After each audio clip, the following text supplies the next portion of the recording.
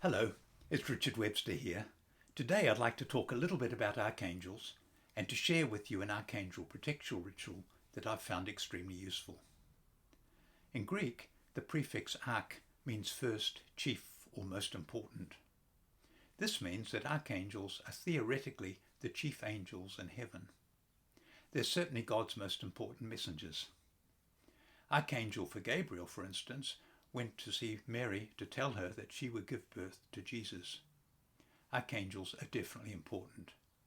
However, in Dionysius's hierarchy of angels, which lists 9 ranks or choirs of angels, archangels and angels take up the 8th and 9th positions. Yet Michael, a member of the choir of archangels, is said to be captain of the host of the Lord, which makes him the most powerful angel of all. This strange dilemma goes back to Jewish angelology, who believed that there were only 2 choirs of angels, archangels and angels. Over time, different ranks or choirs, such as seraphim and cherubim and principalities, were added, creating a hierarchy of 9 choirs. In early Christian times, when people began ranking the angels, archangels and angels were placed at the 8th and 9th positions because they were the only groups who worked directly with human beings. The most important angels were considered to be the ones closest to God, and the least important angels were believed to be closer to people.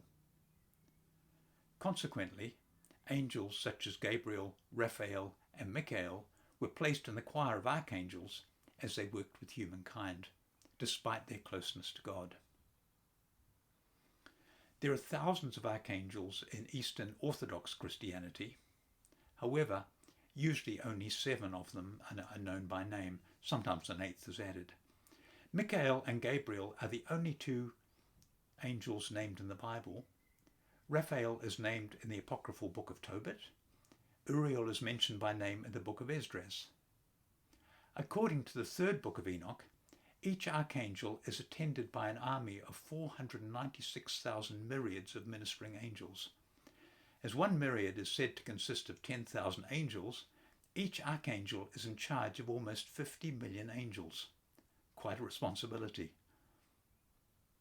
No matter how many angels there may be, 7 of them are considered princes of the 7 heavens. In the book of Revelation, John said that he saw the 7 angels who stand before God. Many angels have been named as angels of the presence. Michael and Gabriel are always included, and Raphael is usually there too. Dionysius, creator of the hierarchy of angels, had Michael, Gabriel, Raphael, Uriel, Chamuel, Zadkiel, and Jophiel on his list. The task of archangels is to care for the other angels and to assist and work with humanity. Archangels exist to help you and will respond to you whenever you ask. Each archangel has a particular purpose. Michael, for instance, will protect you and give you courage. Raphael will provide wholeness and healing. Gabriel will provide you with inspiration and guidance.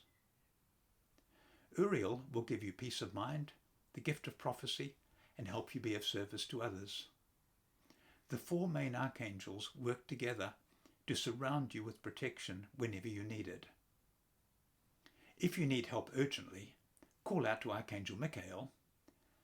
If you have a little more time, visualize Archangel Raphael in front of you, Archangel Michael on your right-hand side, Archangel Gabriel behind you, and Archangel Uriel on your left-hand side. Together, they'll surround you with a wall of protection. You can also ask the archangels to surround you with protection whenever you want to pray, work with your guardian angel, or simply feel the need for security and protection. I'll explain this ritual as I normally do it, which is to provide a circle of protection around myself, leaving me with enough room inside it to perform additional rituals if I wish. You can make the circle as small or as large as you want. You might want to surround your entire home with protection, for instance. If you're traveling in a car, you might want to surround it with protection. This ritual is flexible and versatile. Whenever possible, I like to perform this ritual while facing east. This is easy to do nowadays, as all smartphones have a compass in them. However, I'm happy to perform this ritual while facing any direction, as my intention is more important than the direction I'm looking at. If I'm performing this ritual in bed at night, for instance, I'm facing upwards rather than north, south, east or west. I usually stand to perform this ritual, but sometimes do it sitting down, and as you already know, sometimes while lying down. If the ritual is likely to be lengthy, I place a chair in the middle of the circle I'm about to create. This means that I can stand up while creating the circle and sit down while praying or talking with the angels. Nowadays, I usually perform this ritual with my eyes open, but if you haven't done anything of this sort before, you'll find it easier to visualize the archangels with your eyes closed. I always used to do it that way, and still do if I'm conducting this ritual in bed at night. Face east if possible, close your eyes, take a few slow deep breaths, and then visualize Archangel Raphael standing a few feet in front of you. In your mind's eye, you can see him in any form or size you wish. I visualize all the archangels as being around 7 feet tall. I see Raphael as a handsome young man wearing light yellow robes. Around his shoulders he has a violet cloak.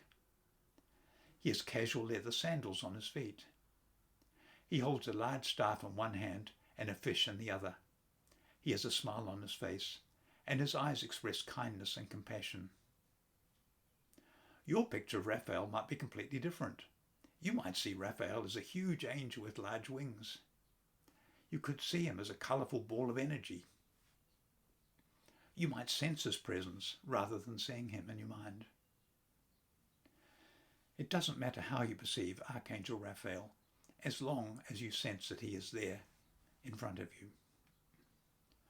When you have this picture of Raphael clearly in your mind, say, preferably out loud, but maybe silently if other people are around, "Thank you, Archangel Raphael, for providing me with support and protection. I'm grateful to you for being here for me and for your guidance and healing. Thank you." Turn 90 degrees to face south. Visualize Archangel Michael standing in front of you. Again, it makes no difference how you perceive him. I see Michael as a good-looking young man with an athletic physique. He has shoulder-length hair and wears a small bejeweled crown on his head. He's wearing chainmail and wielding a sword in his right hand. He holds the scales of justice in his left hand. One of his feet rests on a dragon, signifying Satan, who he has defeated. Once you have an image of Michael in your mind and can sense his presence, say, "Thank you, Archangel Michael, for your support and protection. Thank you for giving me strength and courage whenever I need it. I'm very grateful for your help. Thank you." Turn another 90 degrees. If you started by facing east, you'll now be facing west. This time, visualize Gabriel standing in front of you. I picture Gabriel as a handsome young man with a trim beard and a moustache. He wears blue or green robes. In one hand, he holds a trumpet that he'll blow on Judgment Day, and in the other, he holds a lily to symbolize purity. When you can see Gabriel clearly in your mind, say, "Thank you, Archangel Gabriel, for your gentleness and devotion. Thank you for being God's messenger and for all of your help and support. I'm very grateful for your help. Thank you." Turn 90 degrees to face north. The fourth angel is Archangel Uriel. I visualize Uriel with dark curly hair and a full beard. For some reason, I picture him as being older than the other angels, and he appears to me to be in his 40s. He's wearing brown or green clothing to emphasize the element of earth. He holds a scroll in one hand and a burning flame in the other. The scroll indicates Uriel's association with poetry, and in many pictures he's shown with an open book to further emphasize this. Uriel is known as the flame of God, and the burning flame on his hand indicates God's love for humanity and also illuminates the beauties of the world. When you can visualize Uriel in your mind, say, Archangel Uriel, I'm grateful to you for all your help and support. Thank you for forcing me to make changes when I'm reluctant to make them myself. Thank you. Turn 90 degrees to complete the circle. You are now facing east again, and you are completely surrounded and protected by the 4 great archangels. You can use the sacred space to perform another ritual, such as the pendulum ritual I've just explained in another video, or maybe an angel blessing or some prayers. You might meditate or simply relax, enjoying the peace and security of your own sacred space. You might enjoy a conversation with your guardian angel or the archangels. The archangels will stay with you for as long as you wish.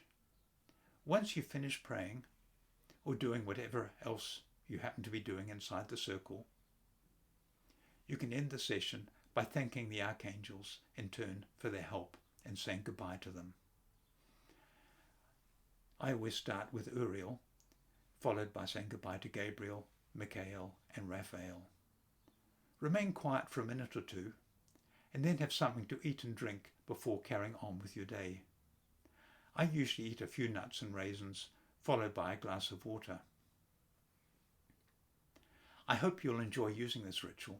It's helped me a great deal, and I'm sure it will do the same for you. Over the years, I've written 7 books on angels, including one each on the 4 main archangels, Raphael, Michael, Gabriel and Uriel. In addition, there are spirit guides and angel guardians, angels for beginners, praying with angels, and an angel oracle deck called Oracle of the Angels. They're all published by Llewellyn's, and they are available from Amazon, the Book Depository, Barnes & Noble, all good bookstores, and hopefully most New Age stores. I do regularly do card readings using the Oracle of the Angels card deck on my Contact Your Angels page on Facebook.